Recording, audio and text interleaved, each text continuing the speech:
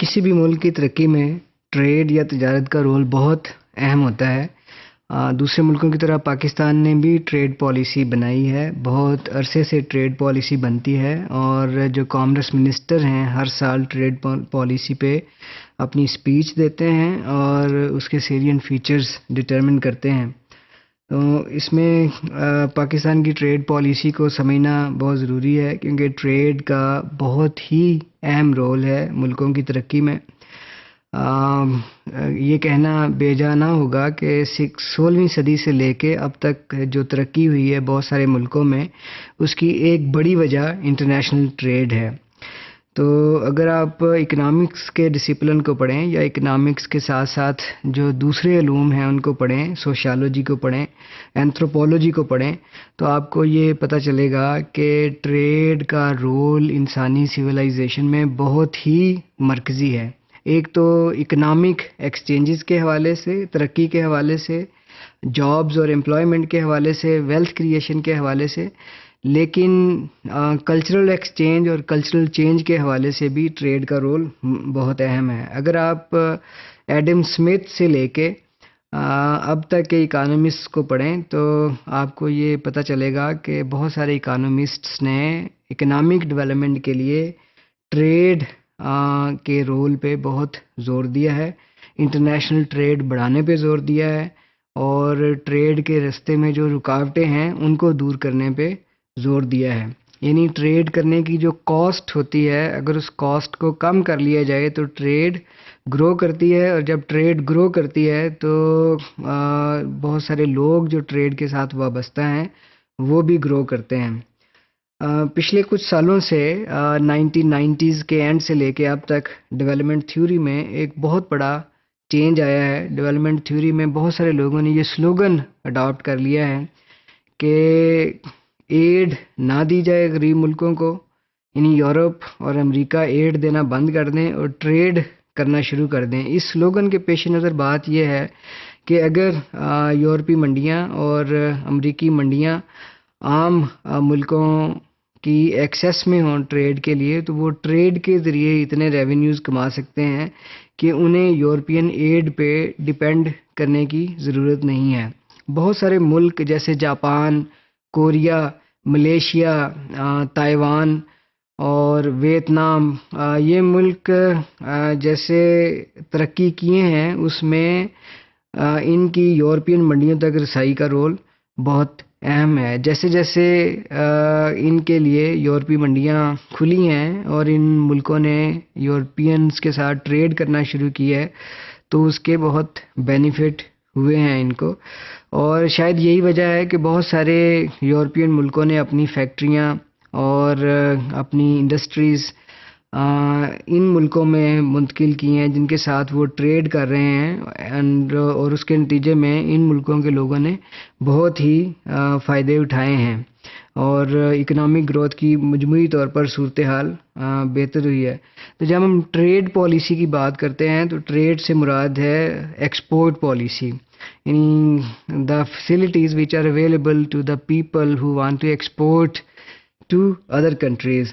So export facilitation is kind of de facto trade policy، کیونکہ trade policy میں ایسے measures suggest کیے جاتے ہیں جس کی وجہ سے امپورٹ کم ہوں کسی ملک میں اور اس کی ایکسپورٹس بڑھیں، کیونکہ ایکسپورٹس کے نتیجے میں ملک ترقی کر سکتے ہیں۔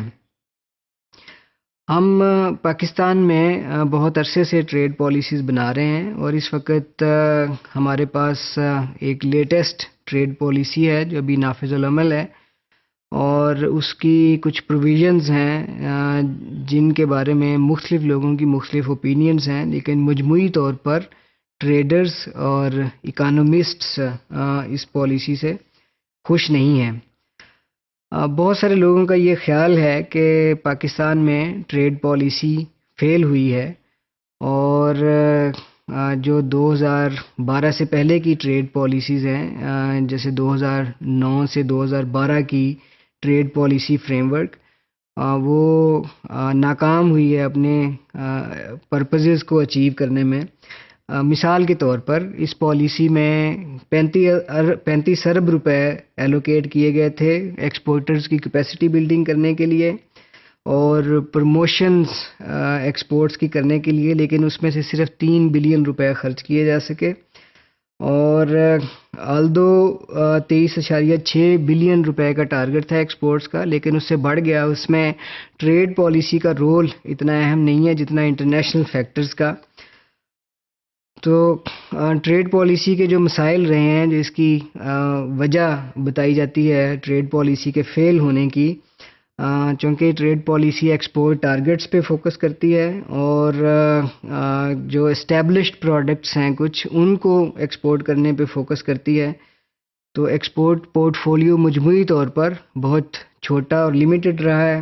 جیسے کہ اس میں 55% جو ہماری ٹوٹل ایکسپورٹس ہیں اس میں ٹیکسٹائل اور کپڑوں کا شیئر تھا. اس کی وجہ سے ڈائیورسیفیکیشن نہیں ہو سکی ایکسپورٹ ریلیٹڈ پروڈکٹس کی. تو ایکسپورٹ اورینٹڈ انڈسٹریز اتنی ایفیشینٹ اس کی وجہ سے نہیں ہیں. اور اگر آپ یہ دیکھیں تو جو 70 to 80% انیشیٹیوز سجیسٹ کیے گئے تھے ٹریڈ فریم ورک میں، وہ امپلیمنٹ نہیں کیے گئے کیونکہ اتنے لوگ اویلیبل نہیں منسٹری آف کامرس کے ساتھ. اور جو پروڈکٹ اسپیسیفک ٹریننگ ہے ٹریڈ آفیسرز کی، وہ بھی اتنی اسٹرانگ نہیں رہی. اور ٹریڈ پالیسی کو امپلیمنٹ کرنے کے لیے جو ادارے ذمہ دار ہیں ان کے درمیان اس طرح کوآرڈینیشن نہیں تھا. تو یہ بڑی وجہ بنی ہے ٹریڈ پالیسی کے فیل ہونے کی. اسی طرح ایگریکلچر سٹینڈرڈز پاکستان کی ایکسپورٹس کے لیے نہیں تھے. ایگریکلچر گڈز کی اور سپلائی چینز اویلیبل نہیں تھیں. ڈومیسٹک کامرس پہ توجہ بہت کم تھی اور انٹر پروونشل ٹریڈ پہ توجہ بہت کم تھی پچھلی ٹریڈ فریم ورک میں. تو چونکہ یہ سارا جو فوکس رہا ہے پچھلے ٹریڈ فریم ورک کا وہ ٹیکسٹائل پہ اور کلاتھ پہ رہا ہے اور باقی سیکٹرز کافی اگنور ہوئے ہیں، تو ایکسپورٹ پروڈکٹس بہت زیادہ ڈائیورسیفائی نہیں ہو سکیں. تو یہ ایک بہت بڑا لیسن ہے کہ جن ملکوں نے ایکسپورٹ کے ذریعے ڈیولپمنٹ کی ہے ان کی ایکسپورٹس بہت ہی ڈائیورسیفائڈ تھیں، بہت ساری پروڈکٹس کی ایکسپورٹس تھیں. جبکہ پاکستان کی جو ٹریڈ فریم ورک تھی اس نے بہت کم چیزوں پہ فوکس کیا اور ایز اے ریزلٹ ہماری ایکسپورٹ ریلیٹڈ انڈسٹریز ڈائیورسیفائی نہیں ہو سکیں، اور جس کی وجہ سے ٹریڈ فریم ورک اپنے مقاصد حاصل کرنے میں ناکام رہا. 2009 سے 2012 والا ٹریڈ فریم ورک.